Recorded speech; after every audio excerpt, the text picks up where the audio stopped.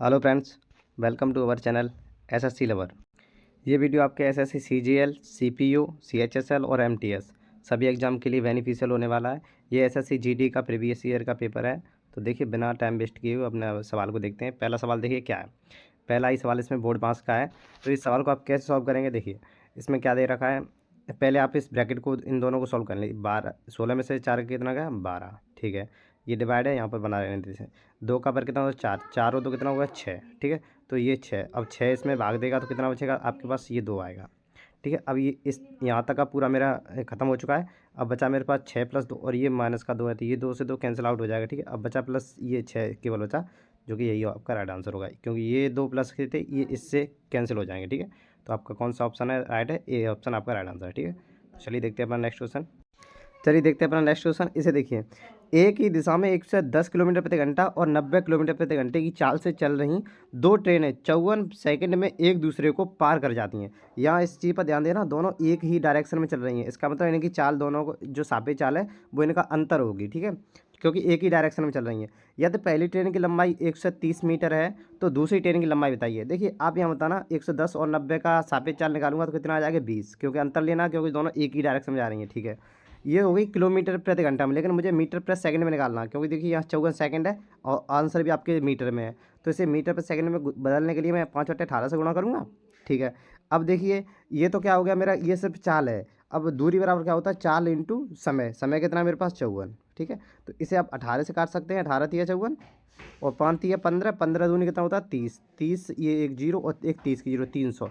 यानी टोटल दूरी मेरी 300 आ चुकी है, ये डिस्टेंस आई है। अब उसमें से 130 तो मेरी पहली ट्रेन की है, तो दूसरी ट्रेन कितनी होगी, 170 होगी। 130 और 70 300 होता है। ठीक है, तो ये इस हिसाब से आपका ऑप्शन है, फोर्थ ऑप्शन राइट आंसर होगा। ठीक है, आसान सवाल था। चलिए देखते हैं नेक्स्ट क्वेश्चन अपना।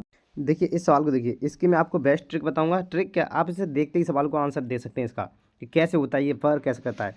देखिए, जब भी आपसे कहे कि दो लोगों ने अपनी संपत्ति को निवेश किया है, तो पहले उस संपत्ति को देखिए वो कितनी है, उनका आप रेशियो ले लिया करें, क्योंकि ज़्यादा बड़ी कैलकुलेशन करने में भी दिक्कत होती है। देखिए, यहाँ से मैं 3 0 तीनों हटा सकता हूँ इन दोनों की। तो अब मेरे पास इनकी संपत्ति कितनी बची, 3:4, ये मैंने रेशियो ले लिया। ठीक है, अब आप मुझे एक बात बताना कि जो हमारा लाभ होता है वो क्या होता है, संपत्ति इंटू समय। आपको पता होना चाहिए, लाभ बराबर होता है पूंजी इंटू समय। देखिए यहाँ पर मुझे लाभ दे रखा है इनका 540। ठीक है, तो अब आप देखना वो क्या कह रहा है, एक साल के अंत में, यदि वर्ष के अंत में उनका लाभ है, यानी एक साल तक लगाया गया पैसा है। तो अब यहाँ ध्यान से देखना, यदि यदि 6 महीने के बाद सोहन ने निवेश की गई राशि निकाल ली। देखिए, सोहन ने सिर्फ 6 महीने ही लगाई है अपनी राशि, और मोहन और सोहन दो हैं, तो इसने सिर्फ इसका 6 महीना के लिए लगा हुआ है राशि है, और इस मोहन की कितने, पूरे 12 महीनों के लिए है। ठीक है, तो आप पहले तो यहीं से डायरेक्ट निकाल सकते थे, मुझे लिखना भी नहीं पड़ता, क्योंकि देखिए एक ने लगाई 12 महीने के लिए, दूसरे ने लगाई 6 महीने के लिए। इनका रेशियो कितना आता, 2:1 आता। तो 2 तो ये मोहन का है और 1 ये सोहन का है, तो 1 से मैं 4 में गुणा करता, 4 आता। 2 से 3 में करता, 6 आता। तो देखिए इन दोनों का लाभ कितना आ जाता, 6 और 4 10, 10 आ जाता। 10 की वैल्यू मेरे पास 54, वो 540 है, तो 1 की वैल्यू 54 हो जाती। तो मैं इसी तरह 1 की वैल्यू निकाल कर मुझे किसका भी पूछता मैं उसमें गुणा कर देता।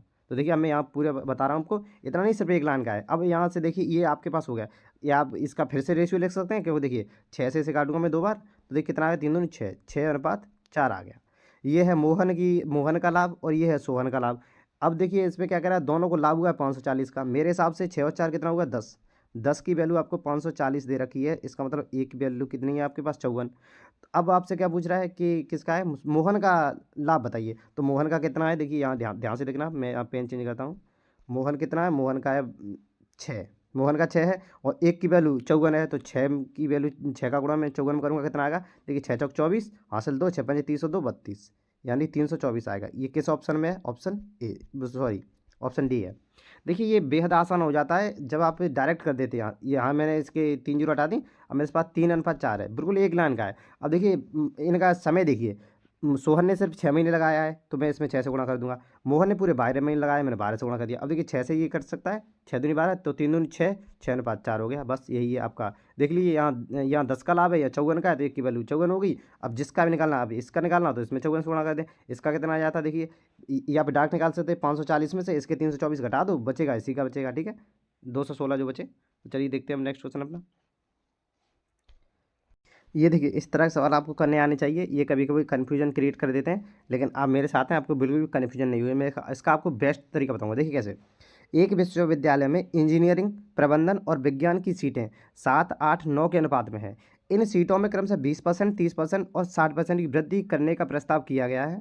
बढ़ी हुई सीटों का अनुपात, देखिए आपको कुछ नहीं करना, आप सिर्फ ये देखिए 7 हैं, ये 8 है और ये 9 है, अनुपात रेशियो ये है ये। अब इस रेशियो को वो कह रहा है पहले को 20% बढ़ाऊंगा मैं, तो देखिए यहाँ कितना हो जाएगा मेरा 20%, यदि इसे बढ़ाऊंगा तो कितना हो जाएगा 6/5। यहाँ ध्यान से देखना आप, 6/5। इसे बढ़ाऊंगा कितना 30%, ये हो जाएगा 13/10। इसे बढ़ाऊंगा 60%, 60% फ्रैक्शन वैल्यू होती है 3/5, तो बढ़ाकर कितना हो जाएगा 8/5। अब मेरी एक बात ध्यान से समझना, ये सब रेशियो में है। आपको पता है रेशियो में नीचे वाली चीज़ें यदि बराबर में कर दूँ तो कट जाएगी, क्योंकि बट्टे में और रेशियो एक ही बात होता है। देखिए यदि मैं यहाँ 10 है, यहाँ भी 10 करने के लिए 2 से गुणा कर दूँ ऊपर नीचे, तो ऊपर वाली संख्या मेरी 16 हो जाएगी। यह ध्यान से देखना 1 मिनट। अब देखिए ध्यान से देखिए, मैंने सबको 10-10 बना लिया। अब ये रेशियो की चीज़ें आपको पता होना चाहिए, ये रेशियो आपस में कट जाएंगे, ठीक है, ये आपको पता होना चाहिए। अब देखिए इसमें मैं क्या काट सकता हूँ। यहाँ देखिए मैं, यहाँ 4, देखिए 4 से पूरा कर लिया, ये 4 से 12 भी कट जाएंगे, 4 3 12, 4 से 2 भी कट जाएंगे, 4 दूनी 8, 4 से ये कट जाएंगे, 4 चौक 16। अब इसका आप मल्टीपल कीजिए, 7 है 21, अनुपात कितना 13 दूनी 26, अनुपात ये कितना है 9 चौक 36। ये देखिए आपके किस ऑप्शन में ऐसा आपको देखने को मिल रहा है। ये आपको ऑप्शन डी ऑप्शन में मिल रहा है, इसका मतलब आपका डी ऑप्शन राइट आंसर होगा, ठीक है। तो ये उम्मीद करता हूँ ये बेस्ट तरीका है। ये समझाने में थोड़ा वक्त लग सकता है, लेकिन आप जब खुद से करेंगे तो आपको इतना वक्त नहीं लगेगा, ये प्रैक्टिस आपको आ जाएगी, ठीक है। चलिए देखते हैं नेक्स्ट क्वेश्चन अपना। देखिए आप वो अप्रोच रखें जो मैं रखता हूँ, और मैं कैसी रखता हूँ मैं आपको बताता हूँ। देखिए यहाँ आप, मैं इसका डायरेक्ट देख कर ही सवाल का आंसर बता सकता हूँ कि ये कितना हो रहा है। ये 11 से 9 हो रहा है, 11 से 9, तो इसका मतलब कितने की कमी, 2 की कमी, कितने पर 11 पर, ठीक है। तो कितना 1/11 कितना होता है 9.09, ये 09, ये है 2, ऊपर 2 से मल्टीपल और कर दूंगा तो ये हो जाएगा 18.18। अब आप कहेंगे ये इतनी जल्दी कैसे, तो देखिए आप भी करोगे कैसे समझना। ये आपको दे रहा है, आपको इन जीरो को आप एक बार नेगलेक्ट कर सकते हैं यहाँ से जीरो। देखिए अब समझिए 1331 बचा और 729। क्या आप बता सकते हैं 1331 कितने क्यूब होता है, क्योंकि देखिए 3 वर्ष का पूछ रहा है, इसका मतलब ये क्यूब होगा, 100% क्यूब होगा। देखिए तो 1331 कितने क्यूब होता है 11 का, आपको पता होना चाहिए। 729 कितने का होता है 9 का। तो देखिए पहले कोई संख्या 11 थी, यहाँ मैंने अब 1 वर्ष के लिए निकाल ली है, 11 से कितनी हो गई 9 हो गई, तो कमी कितने की हुई 2 की, कितने पर 11 पर, तो 100 पर यही कमी कितनी हो जाएगी, तो यही हो जाएगा 18.18। तो यही आपसे पूछ रहा था। देखिए हुआ ना, सिर्फ एक लाइन का सवाल है, देखते ही हो गया, ये लिखने की भी आवश्यकता नहीं है इसमें आपको। तो चलिए देखते हैं नेक्स्ट क्वेश्चन अपना। अब देखिए ये सवाल है, उस शंकु का आयतन ज्ञात कीजिए जिसकी ऊंचाई 24 सेंटीमीटर और त्रिज्या 14 सेंटीमीटर है। अब मुझे नहीं लगता ये सवाल कराने लायक है, क्योंकि ये फॉर्मूला बेस्ड है, इसमें आपको कुछ नहीं करना, शंकु का आयतन आपको पता होना चाहिए। आयतन ही पूछ रहा है, क्या होता है 1/3 πr²h। बस आप मेरी एक बात याद रखना कि शंकु जो है ये किससे निकल कर बना है ये, तो ये इसका जो फॉर्मेशन हुआ है वो एक बेलन से हुआ है। अब आपको ये चीज़ ध्यान रखनी है कि बेलन का जो आयतन होता है वो πr² होता है, πr²h। तो बस आपको ये फैक्ट याद रखना है कि बेलन के 1/3 के बराबर होता है शंकु का आयतन। आप तो इसमें से 3 शंकु काट सकते हैं आप, इसमें से एक ये वाला, एक ये वाला, एक ये वाला, ये 3 शंकु मिलकर ही एक बेलन का निर्माण करते हैं, ठीक है। आपको ये पता होना चाहिए, बहुत गहरी बात है, शायद ही आपको कोई बताए, ठीक है। तो चलिए देखते हैं, ये आप खुद से कर लेना। मैं सवाल तो शायद ही मुश्किल कराऊंगा अभी, क्योंकि अच्छे अच्छे सवाल कराऊंगा जो कि आप एग्जाम में भी आपको बेनिफिशियल रहे हैं, ठीक है। अब देखिए ये सवाल है, ये थोड़ा स्टैंडर्ड सवाल है, ऐसे सवाल कराने में भी अच्छा लगता है और आपके भी लिए बेनिफिशियल होने वाले हैं। देखिए इसमें क्या कह रहा है, अंजलि द्वारा एक कार्य को पूरा करने में लिया गया समय रॉन द्वारा लिए गए समय का 4 गुना है। अब मेरी बात ध्यान समझना, ये 4 गुना है, ठीक है, और जॉन द्वारा लिए गए समय का 3 गुना है। यहाँ आप इसे जल्दी करने के लिए, इसे क्विक वे में करने के लिए आपको एक चीज़ ध्यान देना होगा। ये देखिए 4 गुना है यहाँ पर, यहाँ दे रहा है 3 गुना है। तो अब आप बताइए 4 और 3 से विभाजित होने वाली ऐसी छोटी संख्या कोई बताइए, यानी कि इनका एलसीएम, तो वो कितना हो सकता है 12। तो मैं क्यों मान सकता हूँ कि अंजलि ने 12 घंटे लिए, मैं से मान सकता हूँ। देखिए मैंने मान लिया अंजलि ने 12 घंटे लिए। अब यहाँ से देखिए कितना आसान हो गया, अंजलि द्वारा एक कार्य को पूरा करने में लिया गया समय रॉन द्वारा लिए गए समय का 4 गुना है। ये 4 गुना है किसके, रॉन के समय का। ये अंजलि है, अब ध्यान रखना, ये रॉन है, तो रॉन किसके 4 गुना है, तो इसका मतलब रॉन ने 3 घंटे लिए होंगे, तो 3 का ही 4 गुना 12 है, ठीक है। अब देखिए जॉन द्वारा लिए गए समय का 3 गुना है, ये होगा जॉन, जॉन के 3 गुना है, तो जॉन ने 4 घंटे लिए होंगे, 4 का ही 3 गुना 12 है। तो बस ये आपका सेटिस्फाई हो गया, और आप भी सेटिस्फाई होंगे इस बात से। तो देखिए आप देखिए, यदि वे तीनों कार्य करते हैं तो पूरा कार्य करने में उन्हें 4 दिन लग जाते हैं। अकेले रॉन द्वारा कितना कार्य किया गया। देखिए अब कितने दिनों में, अब मेरी बात समझना आप, ये इनके दिनों का, इनके दिन हो गए, इसे 12 घंटे, इसे 3 घंटे, इसे 4 घंटे। मेरी एक बात ध्यान से समझना आप, यदि यहाँ पर ये 2 ही पर्सन होते, समझना ये 2 ही पर्सन, तो मैं इनकी एफिशिएंसी बदल देता कि इसकी हो जाती 3, इसकी हो जाती 4, वो 12, इनके अपोजिट कर देता। लेकिन यहाँ 3 पर्सन है तो इसका अपोजिट नहीं कर पाऊंगा, ऐसा नहीं कर पाऊंगा कि 3 इसकी 12 की होगी, इसकी होगी। करने के लिए मैं बराबर लगाकर इस तरह कर सकता हूँ, लेकिन उसमें टाइम ज़्यादा लगेगा। तो इसलिए इसका मैं बेस्ट तरीका बताऊँगा आपको इसे करने का। देखिए इसकी आप एफिशिएंसी कैसे निकाल सकते हैं। जब आपको 3 या 4 लोग दिए हों और उनकी टाइम दिया हो, एफिशिएंसी निकालनी हो, तो आप उल्टा नहीं कर पाएंगे। तो इसका क्या करें, आप एलसीएम ले लें। 12, 3 और 4 का एलसीएम कितना होता है, 12। ठीक है, अब देखिए इस 12 का भाग इसमें 12 में दूंगा, एक बार गया, तो ये आ गई अंजलि की एफिशिएंसी। अब 3 का भाग 12 में दूंगा, कितना होगा, 4, तो ये आ गई रॉन की एफिशिएंसी। 4 का भाग 12 में दूंगा, कितना आई, 3, तो ये आ गई मेरी जॉन की एफिशिएंसी। अब देखिए इन तीनों की एफिशिएंसी आ चुकी है। 1 मिनट में से इरेज करता हूँ। अब देखिए वो आपसे क्या करा, अब यहाँ ध्यान से समझना, यदि उन्हें 4 दिन लगते हैं इस काम को करने में, इन तीनों को 4 दिन लग रहे हैं, इन तीनों को, तो अब आप मुझे बताएं, इन तीनों को 4 दिन लग रहे हैं तो इनकी एफिशिएंसी बताइए। देखिए 1 और 4, 5 और 3, ये 8, एफिशिएंसी है इनकी 8, और दिन लगते हैं इन्हें 4, तो टोटल काम कितना हुआ, 32। ऑब्वियसली बात है 32 हो गया। ठीक है, अब आपसे पूछ क्या रहा है, तो रॉन द्वारा कितना कार्य किया गया, रॉन की एफिशिएंसी कितनी है, 4, तो 4 के हिसाब से ये कितना करेगा, या मैं यहाँ रख देता, 4 से 4 कैंसिल हो जाता, 8 दिन आता, या यहाँ से काट दें, 4 अट्ठे 32। ठीक है, तो रॉन उस समय को कितने दिन में कर लेगा उस काम को, तो रॉन करेगा सिर्फ और सिर्फ 8 घंटे में। ठीक है, तो आप ये 8 दिन में जो भी आपकी यूनिट है उसकी, तो ये उम्मीद करता हूँ ये समझ में आ गया होगा आपके। चलिए नेक्स्ट क्वेश्चन देखते हैं अपना। अब देखिए आप इस सवाल को देखिए, इस टाइप के सवाल काफ़ी बनते हैं, और मैं दूसरा टाइप भी बताऊँ किस तरह से पूछता है वो। देखिए यहाँ इसमें क्या पूछा है, 624 लीटर के मिश्रण में दूध और पानी का अनुपात 5:3 है। दूध और पानी का अनुपात 5:4 बनाने के लिए मिश्रण में और कितना पानी मिलाना पड़ेगा। यहाँ आप ध्यान से समझना, वो बोल क्या रहा है, कितना और पानी मिलाना पड़ेगा। ठीक है, तो देखिए ना इसे किस अप्रोच से करूँगा मैं। देखिए आप पहले ये देखें, पहला इसका अनुपात कितना था, 5:3 था। ठीक है, 5:3, मुझे करना कितना है, फाइनली अनुपात कितना करना है, 5:4 करना है मुझे। ये फाइनली अनुपात होगा मेरा 5:4। अब मेरी बात समझना, आप 5:4 मुझे करना है। अब ध्यान समझना, यहाँ पर मिलाया क्या जा रहा है, पानी। इस बात को आप बड़ी ध्यान से समझना, पानी मिलाया जा रहा है। इसका मतलब है पानी की मात्रा कम से ज़्यादा की जा रही है, तो मैं दूध दूध तो नहीं छिड़ रहा हूँ, तो इसका मतलब दूध मेरा बराबर होना चाहिए। यहाँ देखिए दूध बराबर भी है। यहाँ ये सबसे अच्छी बात है, सवाल में दूध दूध की वैल्यू आपकी बदली नहीं है। देखिए पहले भी दूध 5 था, अभी भी दूध 5 है, लेकिन पानी की मात्रा बदल गई, कितनी, 3 से हो गई 4, और यहाँ पानी मिलाया है तो पानी की ऑब्वियसली बात है बदलनी चाहिए। तो यहाँ पानी बदल गया, कितना बदल गया, 3 से 4 हो गया, कितना, 1 बदला है। ठीक है, 1। अब देखिए यहाँ पे इनिशियल में, इनिशियल वैल्यू कितनी थी पानी की, ये देखिए इनिशियल कितनी है, ये इनिशियल है 5 और 3 8, मेरे हिसाब से 8 लीटर दूध और पानी दोनों मिलाकर था। लेकिन यहाँ देखिए यहाँ कितना है, 624। तो यहाँ पे मैं बता सकता हूँ कि 624 जो है वो 8 की वैल्यू है, ये 8 की वैल्यू है। ठीक है, अब मुझे क्या निकालना है, मुझे निकालना है सिर्फ 1 की वैल्यू। क्यों, क्योंकि यहाँ पर देखिए 1 ही मैंने ऐड किया है। देखिए 3 से 4 किया, 1 ही ऐड किया, तो यहाँ इंटू 1 कर दूंगा। अब यहाँ 8 से इसे डिवाइड करेंगे आप, 8 7 56, कितना बचा, 6 8 8 64, तो कितना हो गया, ये 78 बार कटेगा। तो ये किस ऑप्शन में, यानी कि 78 लीटर यदि मैं पानी मिला दूंगा तो उसका अनुपात 5:4 हो जाएगा। तो 78 देखिए किस ऑप्शन में, आपके ए ऑप्शन राइट आंसर है। अब देखिए दूसरा कैसे पूछता है वो भी मैं आपको बताता हूँ। देखिए ध्यान समझना, उसने कह दिया 5 ये तो है 3। अब वो आपसे ये कह देता कि इसका हो गया 6, या समझ लो यहाँ बोल दिया उसने 6:4 हो गया। अब आपसे बताइए अब आप कैसे करेंगे। देखिए ध्यान से समझना, उसने मिलाया इतना ही है, मैं सिर्फ समझा रहा हूँ इसे। तो देखिए इसमें क्या होता है कि यहाँ पर दूध को छिड़ नहीं रहे हो आप यदि दूध को नहीं छिड़ रहे हो तो मेरी बात समझना, यह दूध को नहीं छिड़ रहे हो तो दूध की मात्रा समान होनी चाहिए। लेकिन यहाँ हुआ क्या है कि दूध की 5 से 6 हो गई, और जबकि मैंने मिलाया पानी है तो पानी बदलना चाहिए।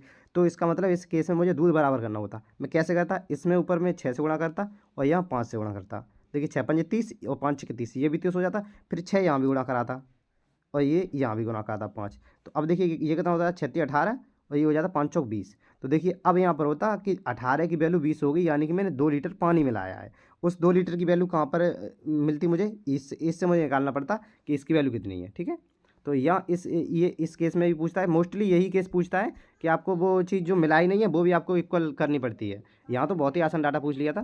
तो चलिए देखते हैं अपन नेक्स्ट क्वेश्चन। अब इस सवाल को देखिए, ये थोड़ा इंपॉर्टेंट भी है और थोड़ा वैसे तो आसान है, लेकिन आपके लिए शायद ये लैंग्वेज थोड़ी नई सी लगे, लेकिन देखना इसे। एक मोबाइल का अंकित मूल्य 10,000 रुपये था।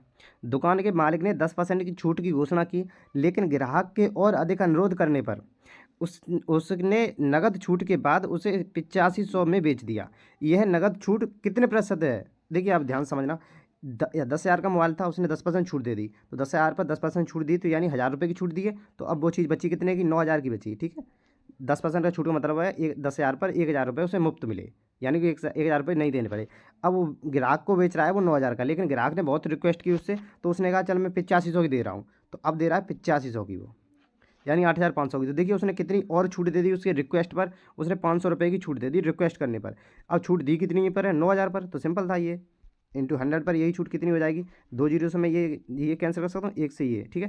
तो देखिए 50/9 कितना था? 9×5 = 45, 5 फिर से बचा, पॉइंट लगाइए, 9×5 = 45, फिर से 5 बचा, ये फिर 5 होता जा रहेगा, 5.55 आता रहेगा।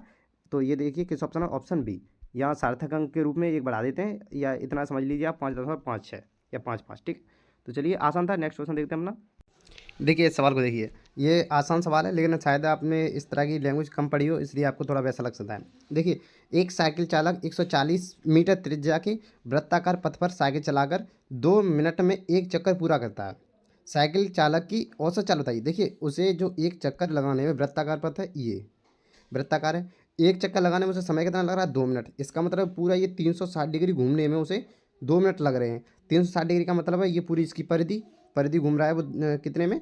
2 मिनट में। तो देखिए परिधि क्या होती है? 2πr होती है, 2πr यही इसकी दूरी होती है।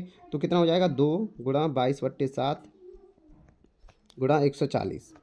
आप इसे 1 मिनट में इधर अलग करता हूँ यहाँ। ये देखिए यहाँ मैंने कर लिया 2πr, इसका मान लगा दिया 2 गुणा 22/7, पाई का मान, और 140 मेरी त्रिज्या थी। इसे यदि मैं इसे काट पीट करूँगा तो ये 880 आ जाएगा मेरा, ठीक है। अब देखना ये 880 मेरी डिस्टेंस आई है, यानी 2πr, 2πr ये परिधि है। अब देखिए अब पूछ रहा है औसत चाल, तो आपको पता है चाल बराबर क्या होता है? दूरी बट्टे समय। तो ये मेरी डिस्टेंस आ गई। यदि इस समय में 2 मिनट से भाग दे दूँ तो मेरी ये चाल आ जाएगी। 2 से काटेंगे आप, 440 बार कटेगा ये, तो 440 मीटर प्रति मिनट, मीटर प्रति मिनट, ये आपका राइट आंसर होगा। किस ऑप्शन में? ऑप्शन थर्ड आपका ऑप्शन, वो सॉरी सेकंड, ऑप्शन सेकंड आपका राइट आंसर है। तो इस तरह ये ऑप्शन आपका ठीक होगा, ठीक है। चलिए देखते हैं नेक्स्ट क्वेश्चन अपना। अब देखिए इस सवाल को देखिए, एक व्यक्ति ने 2 कलमों में से प्रत्येक को 12 रुपये में बेचा। एक पर उसे 20% का लाभ हुआ और दूसरे पर उसे 20% की हानि हुई। कुल मिलाकर उसे हानि हुई या लाभ, ये आपको बताना है। और वो भी देखिए यहाँ परसेंटेज नहीं पूछा है, उसने यहाँ रुपए में पूछा है। वैसे ये परसेंटेज पूछता तो आपके लिए बहुत आसान होता। कैसे? देखिए जब भी सेम परसेंटेज दी रखी हो और उसका एसपी सेम हो, देखिए यहाँ पर एसपी दोनों का 12-12 रुपये है, तो क्या करना होता है? 20 रुपये का 20% का लाभ है, तो देखिए +20 होगा ये, और 20% की हानि है, ये -20 हो गया। अब देखिए यहाँ पर क्या लगता है? +20 गुणा 20। यहाँ अब देखिए एक 1 मिनट, यहाँ एक माइनस में जाएगा, क्योंकि यहाँ देखिए एक एक का जो है वो लॉस हो रहा है, -20। अब देखना आप बट्टे में ये 100 जाता है। ये फंक्शन कैसे काम करता है वो बता रहा हूँ। 0 से 0 ये 2 कैंसिल आउट हो जाएंगे। ये देखिए +20 -20 0 हो जाएगा। ये प्लस और माइनस क्या हो जाएगा? माइनस, ये हो जाएगा 4। तो देखिए इस तरह से 4% की हानि होती है। जब भी आपसे कहे कि 2 वस्तुओं की एसपी समान है और उन पर इतने का लाभ है, इतने की हानि है, तो उस टाइम यदि हानि और लाभ की प्रतिशत सेम दे रखी हो तो उसमें हमेशा हानि होती है। यह बात ध्यान रखना। तो ये 4% की लॉस हो गया आपको। अब ध्यान से देखना, आपको 4% का लॉस हुआ है, तो 4% की फ्रैक्शन वैल्यू होती है 1/25, ठीक है। ध्यान समझना, इसका मतलब कहने का है कि वो जो वस्तु थी वो पहले 25 रुपये की थी, दोनों वस्तुएं। अब इस पर एक का आपको 1 रुपये का लॉस हुआ है, तो अब आप कितने की बेचोगे? 24 की।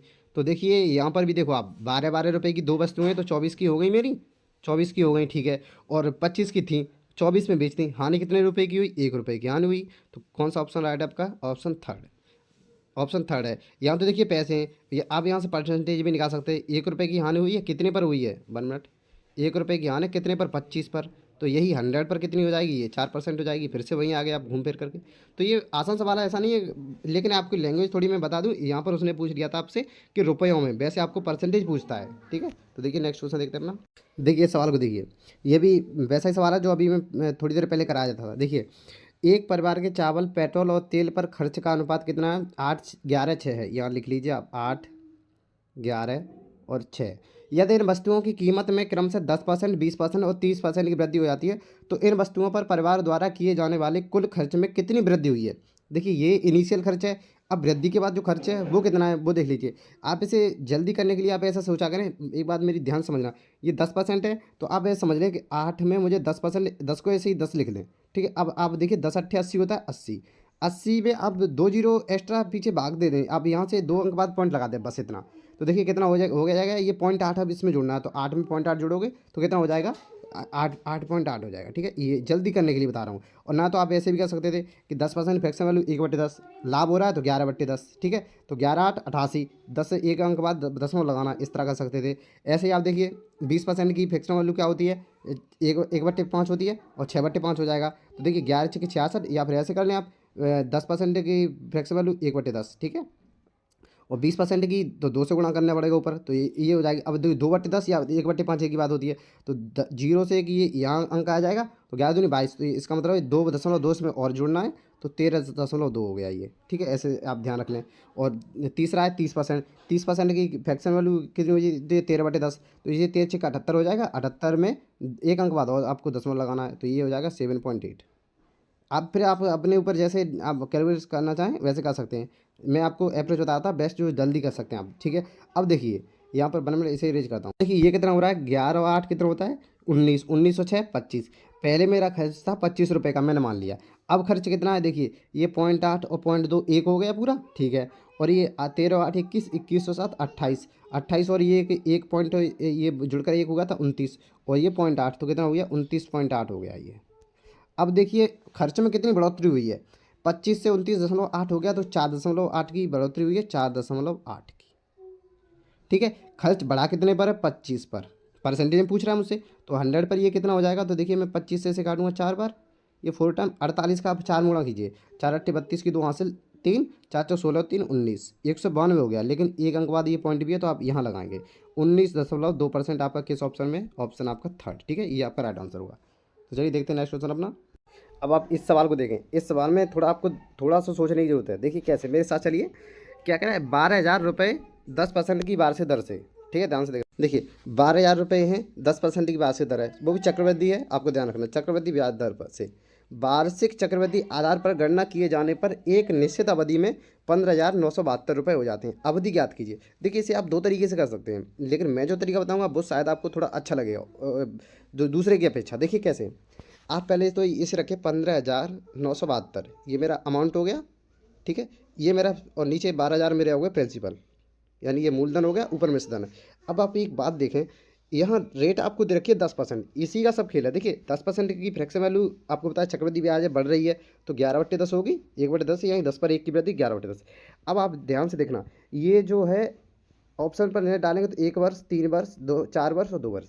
इसका मतलब है ये 1 वर्ष के लिए हो सकती है, या 2 वर्ष के लिए, या 3 के लिए, या 4 के लिए। जो भी होगा वो इनका मल्टीपल ही होगा। 10 का मल्टीपल ये होगा और 11 का ये मल्टीपल होगा। ठीक है, तो इसे आप जांचने के लिए क्यों ना इसे डिवाइड कर लिया। यहाँ ध्यान से देखना, आपके लिए एक चीज़ बहुत ही इंपॉर्टेंट होने वाली है। देखिए ये सब मैंने बता दिया आपको, इसके मल्टीपल ही हैं। अब आप ध्यान सोचना कि ये 12,000 है और यहाँ पर 15,972, ऊपर वाली संख्या थोड़ी आपको सोचने में भी अजीब सी लगेगी कि ये किससे डिवाइड होगी किससे नहीं। तो यहाँ देखिए आप, क्यों ना मैं इससे ऐसी संख्या से डिवाइड करूं जो कि आप पहले मुझे एक चीज़ समझे, मैं यहाँ पर आपको बता रहा हूँ 10 की पावर 1 क्या होता है। आप मुझे बताएं 10 की पावर 1 बराबर क्या होता है, 10। ध्यान से देखना इस चीज़ को। 10 की पावर 2 कितना होता है, 100। ठीक है, 10 की पावर 3 कितना होता है, 1,000। 10 की पावर 4 कितना होता है, 10,000। अब ध्यान से देखना, मैं 4 तक ही ले रहा हूँ, क्यों, क्योंकि देखिए ये पावर मेरी टाइम को रिप्रेजेंट कर रही है। यहाँ मैक्सिमम 4 वर्ष के लिए ही है, और 2 3 1 ये मेरे ऑप्शन है। अब आप एक बात समझना, मेरा टोटल प्रिंसिपल है 12,000। ठीक है, समझना 12,000 मेरा प्रिंसिपल है, और इन्हीं में से मुझे एक कोई रेट निकाल, अपनी मुझे टाइम निकालना। तो देखिए ध्यान समझना, मेरी या तो वो 1 साल के लिए हो सकता है, या 2 साल के लिए, या 3 साल के लिए, 4 साल के लिए। देखिए अब मेरी बात समझना कि यहाँ पर मैं पहले 1 साल के लिए देखूँ, तो 1 साल के हिसाब से मैं यदि 10 से इसे भाग दूंगा तो 1 जीरो कैंसिल आउट हो जाएगी, तो इसका मतलब ये 1200 बचे। अब मुझे इतना पता है कि 1200 ना तो 10 का स्क्वायर होता है, ना क्यूब होता है, कुछ भी नहीं होता है 10 का। तो आप मेरी बात ध्यान से समझना, मैं इसे डिवाइड करता हूँ।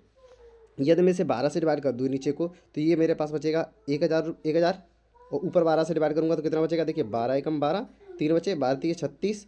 1 मिनट, यहाँ दूसरा पेन लेना पड़ेगा, 1 मिनट। देखिए मैंने इसे 12 से डिवाइड किया, कितना आया मेरा, ऊपर आया 1331, नीचे आया मेरा 1,000।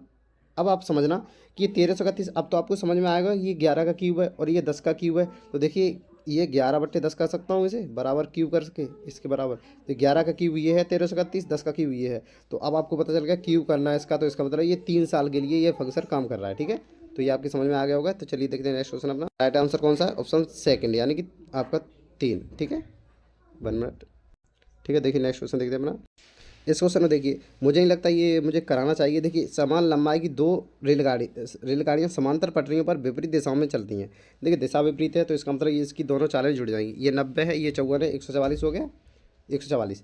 इसे देखिए मीटर पर सेकंड में बताने के लिए मुझे 5 बटे 18 से गुणा कर दूंगा। ठीक है, तो ये 18 8 144 होता है, 8 × 5 = 40, यानी कि इनकी चाल होगी 40 मीटर पर सेकंड दोनों की मिलकर। ठीक है, 12 सेकंड में एक दूसरे को पार कर लेती हैं। प्रत्येक रेलगाड़ी की लंबाई ज्ञात कीजिए। अब देखिए 12 सेकंड में, और ये चाल तो कितना होगा, 12 चौक 48, 480 हो गया। अब देखिए प्रत्येक की समान लंबाई है, दोनों कह रहा है समान लंबाई है, समान लंबाई की 2, या दोनों की 240 है, प्रत्येक की बराबर होनी चाहिए, तो 2 से भाग दे दीजिए आप, 240 प्रत्येक की आएगी। ठीक है, तो प्रत्येक की लंबाई 240 है। तो इस तरह क्वेश्चन आप कर लिया करें। देखिए नेक्स्ट क्वेश्चन देख रहे हैं अपना। अब इस सवाल को देखिए, इसमें क्या कह रहा है, 7 सेंटीमीटर त्रिज्या वाली एक गोलाकार टंकी, पानी की टंकी है कोई, पेंट करने की लागत की गणना करें यदि पेंटिंग की लागत 4.5 रुपये प्रति सेंटीमीटर स्क्वायर है। तो बताइए आप। देखिए पहले तो यहाँ से आपको समझ लेना चाहिए कि यहाँ सेंटीमीटर स्क्वायर है। कभी कभी कोई नहीं समझ पाए, उसके लिए बता रहा हूँ। यहाँ स्क्वायर है, इसका मतलब ये आपसे इसका आयतन तो नहीं पूछ रहा है, क्योंकि आयतन क्यूब में होता है। इसका मतलब ये आपसे इसका जो इसका वो क्या कहते हैं, सरफेस एरिया सॉरी, वो पूछ रहा है आपसे। तो देखिए आप पहले इसका क्या होता है, एक तो ये गोलाकार टंकी है, आपको पता है यदि ये टंकी है तो इसका आयतन भी होगा कुछ, तो उससे हमें मतलब नहीं है पहली बात। तो ये जब आयतन का मतलब मैं इसलिए बता रहा हूँ क्योंकि गोलाकार एक टंकी है, इसका मतलब आयतन है, तो आयतन है तो इसमें सूत्र लगेगा 4πr²। इसमें आप πr² ना लगाएं, क्योंकि πr² वृत्त होता है केवल एक, ठीक है, उसका आयतन नहीं होता है। ठीक है, ध्यान से देखना। तो अब इसमें लगेगा 4πr²। तो देखिए अब इसमें कैसे वर्क करेगा, 4 गुणा 22/7, इसे आप कर लेना, मैं इसे बता रहा हूँ। आर कितना मेरे पास 7 गुणा 7 गुणा 4.5, इसे आप कर लेना। ठीक है, इसका राइट आंसर जो होगा आपके सामने 27/72। चलिए मैं बता देता हूँ। देखिए 7 से 7 कैंसिल हो जाएगा। ठीक है, कैंसिल होगा आपका।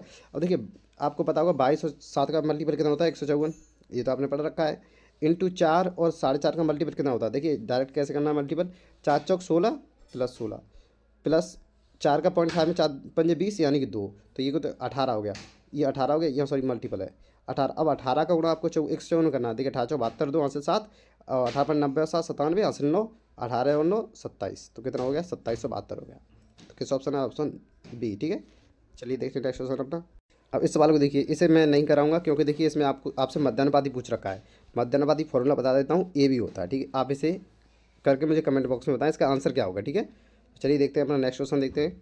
देखिए इस सवाल को देखिए, ये बेहद इंपॉर्टेंट सवाल है और मैं इसे अच्छे से कराऊंगा आपको। देखिए इसमें क्या है, यदि चावल की कीमत में 10% की कमी एक व्यक्ति को 250 रुपये में 22 किलोग्राम अधिक चावल प्राप्त करने में सक्षम बनाती है या मदद करती है, तो चावल की वास्तविक कीमत बताइए। देखिए ये बेहद आसान सवाल है और इम्पोर्टेंट बहुत है। तो देखिए इसे आप, मैं सिर्फ एक लाइन में आपको करके दिखा दूंगा, 1 या 2 लाइन लगेंगी। देखिए कैसे, आपको पता है 10% की कमी हुई है, किस में कमी हुई है, चावल की कीमत में।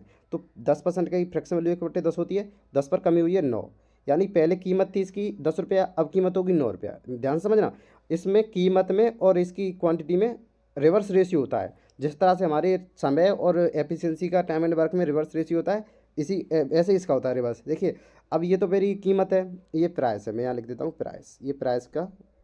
ठीक है, अब मुझे क्वांटिटी निकालनी है, तो क्वांटिटी ये रिवर्स हो जाएगी, ये 9 से 10 हो जाएगी। ये इस बात को आपको ध्यान रखना है अपने माइंड में कि इसकी प्राइस और क्वांटिटी का रिवर्स रेशियो होता है। ठीक है, अब आप देखना, 10 रुपया जब किलो, यह समझ लीजिए 10 रुपया किलो थी, पहले 10 रुपया किलो थी, तब 9 किलो लाता था। अब 9 रुपया किलो है, तो अब 10 रुपया किलो ला रहा है। तो अब देखिए कितनी किलो, ये क्वांटिटी है, क्वांटिटी यानी कि मात्रा। ठीक है, आपको ध्यान रखना है। अब देखिए अब 9 से 10 ला रहा है, कितने किलो अधिक ला रहा है, 1 किलो, लेकिन सवाल में कितने किलो अधिक ला रहा है, 22, तो 1 की वैल्यू 22 बोल सकता हूँ क्या। ठीक है, अब आपसे पूछ रहा है कि वास्तविक चावल की कीमत, तो वास्तविक में तो 10 रुपया किलो था और लेकर कितना आया था, 9 किलो, तो लेकिन 9 किलो नहीं है, 1 की वैल्यू 22 है, तो 9 में 22 का गुणा कर दूँ मैं, तो मेरे निकल कर आ जाएगा कितना किलो लाया। तो देखिए पहले तो 22 दाई कर दिए 220, उसमें से 22 और घटा दी थी, 198 लेकर आया। 22 नंबर 198 होता है, आप कर लेना। ठीक है, तो देखिए 198 किलो आप लेकर आए हो, और किस हिसाब से लेकर आए हो, 250 रुपये में। तो आप बताइए इसकी मूल कीमत क्या होगी। तो कीमत आपको पता है कि रुपये प्रति किलोग्राम, यानी कि जो रुपए होंगे वो ऊपर और किलोग्राम नीचे। तो देखिए 250, एक यहाँ अलग से लिखता हूँ, यहाँ पर मैं ब्रैकेट में, देखिए पेन अलग करता हूँ। देखिए अब आपको कीमत निकालनी है, तो देखिए 250, 1 मिनट सॉरी, 250 रुपये प्रति किलोग्राम लेकर कितना आइए आप, 198, 158 किलोग्राम लेकर आए, लेकिन आप अज्यूम करें सिर्फ 2 की कमी है, आप इसे 200 समझ लें। आप ये ना समझिए 158, आप 200 समझ लें, क्योंकि देखिए ऑप्शन दूर दूर है। ठीक है, ये 1.26 है, ये 2 है, ये बहुत अंतर है इनमें। और ये भी, इसमें भी अंतर देखिए, देखते हैं। 0 से 0 कैंसिल आउट, इस 0 से यहाँ पॉइंट लग जाएगा, वो पहले से ही हो गया। ठीक है, अब देखिए 25 का आधा कितना होता है, 12.5, यानी, और 2.5 का इससे कितना होगा, 1.25, यानी कि 1.25 के आसपास आएगा। मैंने यहाँ ज़्यादा मान लिया था, तो इसे हर को मैं कम करूँगा तो मेरी थोड़ी वैल्यू बढ़ जाएगी। तो देखिए थोड़ी बढ़ेगी, इसका मतलब ये नहीं कि 1.62 पहुँच जाए, ये पहुँच जाए ये। तो इसका मतलब आपका एक ही राइट ऑप्शन है, वो भी ऑप्शन ए। ठीक है, तो इस हिसाब से ये आपका आसान सवाल था। तो चलिए देखिए नेक्स्ट क्वेश्चन। अब इस सवाल को देखिए, इसमें क्या कह रहा है, दो संख्याओं का महत्तम समावर्त और लघुत्तम समावर्त 32 और 192 हैं। संख्याओं में से एक संख्या 64 है, तो दूसरी संख्या, और क्या करें, संख्याओं के बीच पूर्ण अंतर ज्ञात कीजिए। देखिए वैसे पूछता है आपसे दूसरी संख्या पूछिए, बहुत आसान है, लेकिन ये भी आसान है मेरे पास। देखिए कैसे, पहले मासा इंटू लासा क्या होता है, फॉर्मूला आपको पता होना चाहिए। मासा इंटू लासा, देखिए 32 ये मासा है, इंटू लासा 192। मासा इंटू लासा बराबर क्या होता है, पहली संख्या मेरी कितनी है, 64, इंटू दूसरी संख्या मैंने मान ली x। ठीक है, इंटू दूसरी संख्या, 1/, यहाँ अच्छे से लिख दूँ, इंटू एक्स। अब आप मुझे बताना, ये 32 से मैं इसे काट सकता हूँ, 32 दूनी 64, 2 से काट दूंगा, 2 में 18, 2 छक्के 12, कितना हो गया, 96, यानी x की वैल्यू 96 आ गई। देखिए पहली संख्या मेरी 64 थी, दूसरी मेरी 96 है। अब इन्हीं दोनों का अंतर तो पूछ रहा है मुझसे, तो 96 माइनस 64 करूँगा तो कितना आ जाएगा, 6 में से 4 गए 2, 9 में से 6 गया 3, कितना आएगा 32। ये किस ऑप्शन में है, मेरे ऑप्शन बी। ठीक है, तो उम्मीद करता हूँ ये वीडियो आपको पसंद आई होगी, या पसंद आई हो तो इस चैनल लाइक करें और सब्सक्राइब जरूर कर लें चैनल को। ठीक है, जिससे बेल आइकन भी प्रेस कर लें, जिससे आपको टाइम पर मिलता रहे इसकी नोटिफिकेशन।